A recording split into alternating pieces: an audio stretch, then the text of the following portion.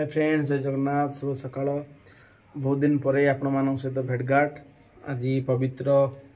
जन्माष्टमी। जन्माष्टमी रे मु आम भागवत घर को आसी पढ़िया हरिवंश। तेणु आम गादी की आपण माने देखिए केमिति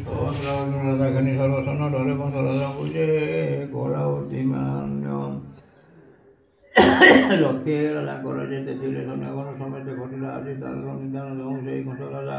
होइला उत्पन्न जेते असुर पृथ्वी थिले गोपन से जन्म हुए सर्वे देखा जाए गोपद असुर माने पथर मिले दुर्णागत बकासुर सन्नासुर दैत्य नाम अर्जुन सकटा मोहिनी जात अघासुर नामे दैत्य बटे बड़ दुष्ट केशी नामे दैत्य जे इने हुई कष्ट धनुर मुष्टिका धनुकार्य हुई गोवलया नामे गल बर्जी गोवया नामे गल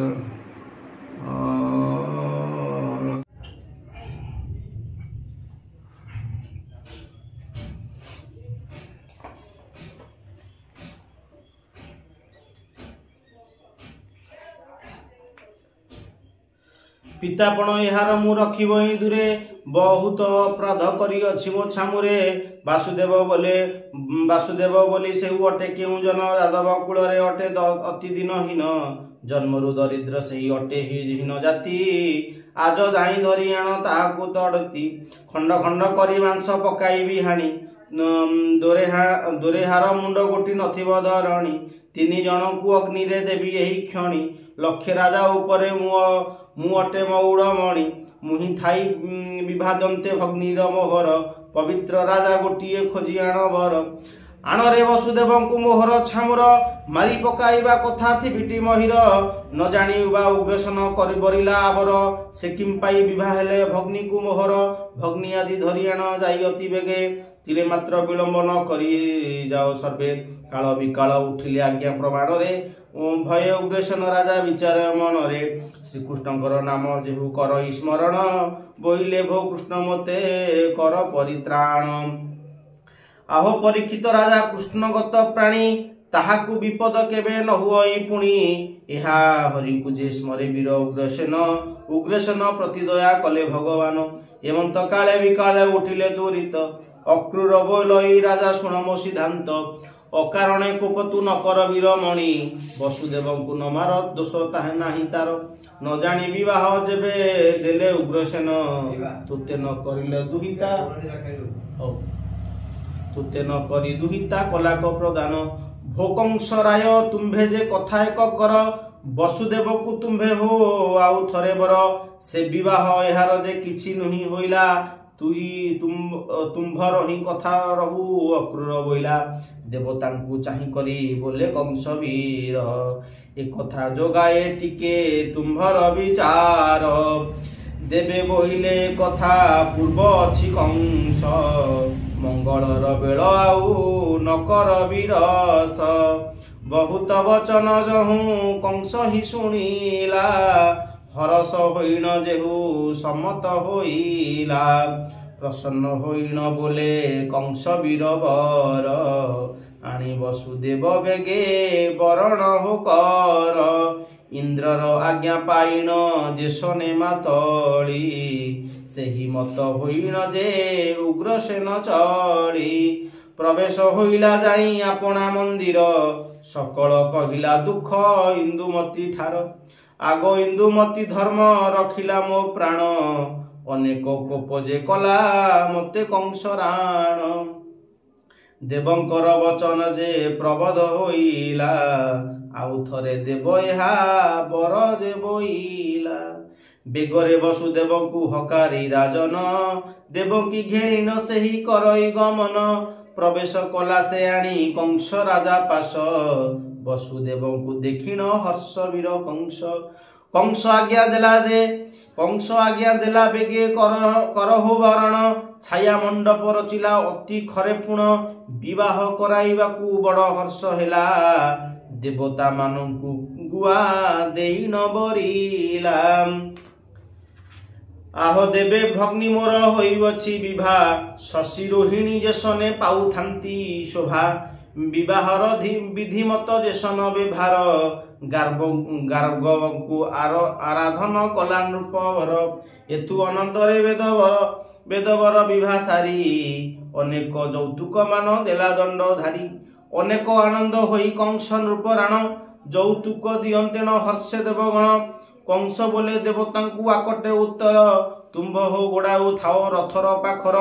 ଭଗ୍ନି ଭିଣୋଇଙ୍କୁ ମୋର ରଥରେ ବସାଇ ମଥୁରା କଟକେ ରଙ୍ଗେ ଖେଳାଇବି ନେଇ କଂସର ବଚନେ ଦେବ ହୋଇଲେ ହରସ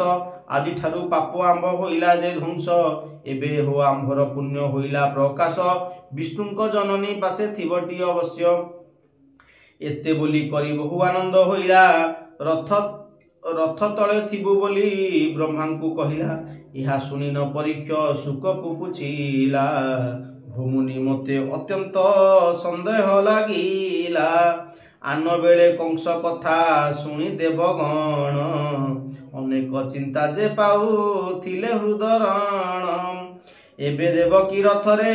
ଥିବୁ ମନେ କଲେ ମୁକତି ହୋଇବୁ ବୋଲି କିମ୍ପା ଯେ କହିଲେ ଶୁକମୁନି ବୋଇଲେ ଯେ ପରୀକ୍ଷ ଛାମୁରେ ବ୍ରହ୍ମା ଜାଣିଲେ ତାହାକୁ ମହାଯୋଗ ବଳେ ବୋଇଲେ ଦେବକୀ ଗର୍ଭୁ କୃଷ୍ଣ ହେବ ଜନ୍ମ ଏହାକୁ ହିଁ ସେବିଲେ ପାଇବା ପୁଣ୍ୟମାନ ଦେବତା ବୋଇଲେ ଆମ୍ଭେ ଦେବକୀ ସେବିବା ଅନେକ କାଳରେ ପାପ ମାନ ଛଡ଼ାଇବା ବିଷ୍ଣୁର ଏ ମାତା ହେବେ ଏହା ନିଶ୍ଚୟ ଜାଣ ତେଣୁ କରି ସନ୍ତୁଷ୍ଟ ଯେ ହେଲେ ଦେବଗଣ ପରୀକ୍ଷ ଶୁଣିନ ଶୁକ ମୁନିଙ୍କ ଉତ୍ତର ପବିତ୍ର ହୋଇଲେ ବୋଲି ବାରେ ନୃପବର ପୁଣି କେମନ୍ତ ଯେ କଲେ ସେହି ଦେବଗଣ ଏଥିରୁ ଚରିତ ମୋତେ କହ ତପୋଧନ ପୁଣି ହିଁ କେମନ୍ତ କଲା କଂସ ନୃପରାଣ ବିଶେଷ ଭାବରେ କହ ସେହି କଥା ମାନ ଏଥୁ ଅନ୍ତରେ କହନ୍ତି ଶୁକ ମୁନିବର ଶୁଣ ପରୀକ୍ଷ ରାଜା କୃଷ୍ଣ କଥା ସାର ଯହୁଁ ସେହି କଂସ ରାଜା ଭଗ୍ନି ବିବାହ ଦେଲା ବିମାନେ ବସଇ ବର କନ୍ୟା ଘେନିଗଲା ଜୟ ଶଙ୍ଖ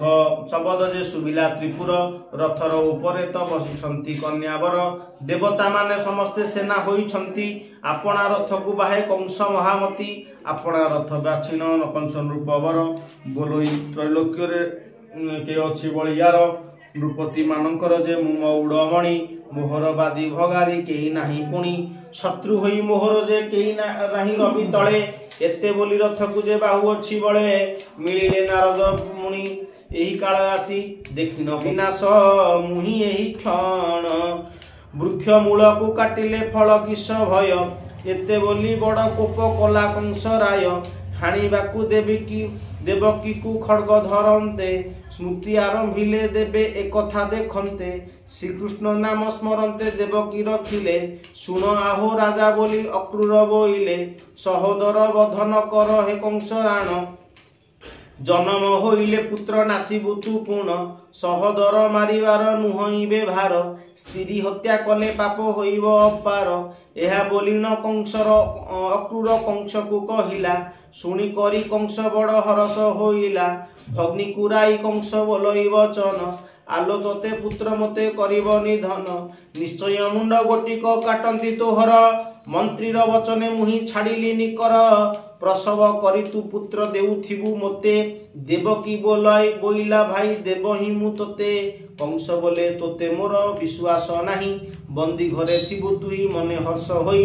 ବୀର ସେନଙ୍କୁ ରାଇଣ ବୋଲେ କଂସ ବୀର ବନ୍ଦୀ ଘରେ ଭିଆଣ ତୁ କର ଧାତିକାର 32 ଦ୍ୱାର ହୋଇବ ଗୃହେ ଯିବା ପାଇଁ 56 କୋଟି ଯାଦବ ସଙ୍ଗରେ ଅଛନ୍ତି ପଟୁଆର ହୋଇ ତାହା ସଙ୍ଗରେ ଗୋଡ଼ାନ୍ତି ଲାଗିଲା ଦେବ ଲୋକଙ୍କୁ ଅତିଶୟ ଭୟ ରାଜା ମାନେ ଖଟିଛନ୍ତି କଂସ ଦୁଇ ପାୟ ମହାତେଜରେ ବୋଲଇ ଦ୍ରୁମିଳାର ସୁତ ବନ୍ଦିଶାଳ ଦୁହିଁଙ୍କୁ ନିୟ ତୁରିତ ରାଜାର ବଚନ ଉଠି କାଳ ଯେ ବିକାଳ ଉଠ ଗୋ ଦେବକୀ ବୋଲି ଧରି କର ତାଳ ଅକ୍ରୂର ବୋଇଲା এই অজ্ঞাতে হইলা আজহু বন্দী ঘরকু ন নিয় বহিলা যেতেবেলে গর্ভবতী হইব তরুণী সেই কালে কথা জানি থাও নৃপমণি সম্প্রতি সে দুহি থান্তু তাঙ্ক মন্দিরে শুনি করি কংস নৃপ বহিলা ধাতিকারে আহ বাসুদেব তুই মোর ভগ্নি ঘেনিবা গৃহবাস করুথিবু মো আজ্ঞার পুଣି ଡଗରକୁ ରାଇ କରି ବୋଲେ କୁମ୍ଭୀର କଂସ ବସୁଦେବର ବ୍ୟବହାର ଆଣିବି ଜାଣିବ ଅବଶ୍ୟ ଦେବକୀର ଗର୍ଭବାସ ଛାମୁରେ କହିବ ଯେବେ ତୁମେ ନ କହିବ ତେବେ ନା ସଜିବ ଏହିପରି ଆଜ୍ଞା ଦେଲେ କଂସ ମହାବୀର ବୋଇଲା ଆହୁରି ଶତ୍ରୁ ଜନ୍ମିବେ ମୋହର କେଶୀ ଦୈତ୍ୟକୁ ଚାହିଁବ ବୋଲି ଶିରୋମଣି ତାଳ ବନେ ଥିବୁ ତୁଇ ଦିବସ ରଜନୀ ଯେ ମୋହର ଶତ୍ରୁର ପୁଣ କରେ ଆଗମନ ପଥରୁ ନିବାରିବୁ ଯେ କହିଲେ ରାଜନ ସକଳ ଦେବତାଙ୍କୁ ଏକଠାବେ ରଖାଇଲେ ଏହିପରି କଂସ ରାଜା ନିଶ୍ଚିତ ହୋଇଲେ ଦେବଭୃତ୍ୟ ପଣେ ଥାନ୍ତି ଜଗତ ତଳର କେତେବେଳେ ସେ ବୋଇଲେ ନ ବୋଲେଇ ବୀର ରାଜାର ଭୟ କିଙ୍କର ପରାଏ ହୋଇ ଅକ୍ରୂର ସୁମନ୍ତ୍ରୀ ଏହି ନିକଟରେ ଥାଇ କାଳ ଗଣ ମାନେ ଥାନ୍ତି ପଛପଟୁଆର ଯାହାକୁ ଆଣ ବୋଇଲେ ଆଣନ୍ତି ତତ୍ପର ଏହିପରି ହୋଇଥାନ୍ତି ନଥାଅଟି ପ୍ରାଣ ହତଜ୍ଞାନ ହୋଇଥାନ୍ତି ସବୁ ନୃପରାଣ ପ୍ରତିଜ୍ଞାବନ୍ତ ଅଟଇ ରାଜା କଂସାସୁର ଯମ ଦେବତା ପ୍ରାୟକ ହୋଇଲେ ନୃପବର ପଦାଘାତେ ମେଦିନୀ ଯେ ସହି ନ ପାରଇ ମୁଖ ଝର ଝର ହୋଇ ରୁଧିର ବହଇ 33 କୋଟି ଦେବତା ବ୍ରହ୍ମାଙ୍କୁ ଘେନିନ ଆତଙ୍କରେ ଡାକିଦେଲେ ରଖ ନାରାୟଣ ଏହା ଶୁଣି ପରୀକ୍ଷକୁ ଶୁକଙ୍କୁ କହିଲା ନବଗ୍ରହ ମାନେ କେନେ ଜନ୍ମ ଯେ ହୋଇଲା ଶୁକ ମୁନି କହୁଛନ୍ତି ଶୁଣ ସେ ଆଖ୍ୟାନ ଏକ ମନେ ଶୁଣନ୍ତୁ ହି ପରୀକ୍ଷ ରାଜନ ବିଷ୍ଣୁଙ୍କର କପାଳରେ ମଣି ଏକ ଥିଲା ସେହି ମଣିରୁ ଆଦିତ୍ୟ ଜନ୍ମ ହୋଇଲା ବ୍ରହ୍ମାଙ୍କ ବୀର୍ଯ୍ୟ ଖସିଲା ଅତି ଅଦ୍ଭୁତରେ ସେ ବୀର୍ଯ୍ୟ ପଡ଼ିଲା ଯାଇ କ୍ଷୀର ସମୁଦ୍ରରେ କ୍ଷୀର ସମୁଦ୍ରରୁ ଏକ ପୁତ୍ର ଉପୁଜିଲା ସୁନ୍ଦର ଦେଖି ତାହାକୁ ଚନ୍ଦ୍ର ନାମ ଦେଲା ନିଶାପତି ପଣେ ତାକୁ ସୀତେ ରମଣ ଅଷ୍ଟକୁଳା ନାଗେ ତହୁଁ ଉପୁଜିଲେ ପୁଣ ଯେତେକ ବୀର୍ଯ୍ୟ ସୁନ୍ଦରୀ ଗର୍ଭରେ ପଡ଼ିଲା ଅଷ୍ଟକୁଳା ନାମ ଧରି ଗର୍ଭରୁ ଜାତ ହେଲା ଥୋକାଏ ବୀର୍ଯ୍ୟ ଭୂମିରେ ଥିଲା ଥୋକାଏ ଏକ ବୀର୍ଯ୍ୟ ଭୂମି ପରେ ଥିଲା ପଡ଼ି ସୂର୍ଯ୍ୟକାନ୍ତି ପ୍ରାୟ ଏକ ଦିଶେ ସେହି ଜଡ଼ି ସେ ବୀର୍ଯ୍ୟରୁ ପୁତ୍ର ଏକ ଜନ୍ମ ଲଭିଲା ସେ ପୁତ୍ରର ନାମ ଗୋଟି ଭୂମି ବୋଲି ହେଲା ତାହାର ତହୁଁ ଯେ ବଣ ପୁତ୍ର ଜନ୍ମିଲା ଅମରରେ ନାମ ତାର ମଙ୍ଗଳ ହୋଇଲା ମଙ୍ଗଳ ନାମ ତାହାକୁ ଦେଲେ ଚକ୍ରଧାରୀ ସେହି ଦିନୁ ମଙ୍ଗଳ ନାମ ହୋଇଲା ତାଙ୍କରି ନାଶକର ଭୁବନରେ ତାଙ୍କୁ ଠାବ ହେଲା ଦକ୍ଷ ଦୈତ୍ୟ ଯାଇନ ଯେ ସିଂହିକାର ମିଲା ତାହାଠାରୁ ରାହୁ ଦୈତ୍ୟ ଜନ୍ମ ଲଭିଲା ସେହି ସମୟ ରାହୁ ବସି ଅମୃତ ଭଖିଲା ସେହି କାଳେ ସୁଦର୍ଶନ ତାହାକୁ ଛେଦିଲା ତେଣୁ କରି ମୃତ୍ୟୁ ତାର ପାଖକୁ ନଇଲା ନବଗ୍ରହ ସଙ୍ଗତରେ ସ୍ଥାନ ପାଇଲା ଗଣ୍ଡି ରାହୁ ମୁଣ୍ଡ କେତୁ ନାମ ତାଙ୍କ ନାମ ଦେଲା ଏହିପରି ନବଗ୍ରହ ଉତ୍ପତ୍ତ ହୋଇଲା ପୁଛନ୍ତି ପରୀକ୍ଷ ସତେ ଈଶ ଯେ ନକ୍ଷତ୍ର ଏମାନେ କେମନ୍ତ ହେଲେ କହ ବ୍ୟାସ ସୁତ ଶୁକ ବୋଇଲେ ଚନ୍ଦ୍ରର ଭାରିଜା ରୋହିଣୀ ଚନ୍ଦ୍ରର ରମଣେ ଜନ୍ମ ଲଭେ ଶିଶୁ ପୁଣି ଇନ୍ଦ୍ରପଦ ଘେନିବାକୁ ସେ ପୁତ୍ର ଧାଇଁଲା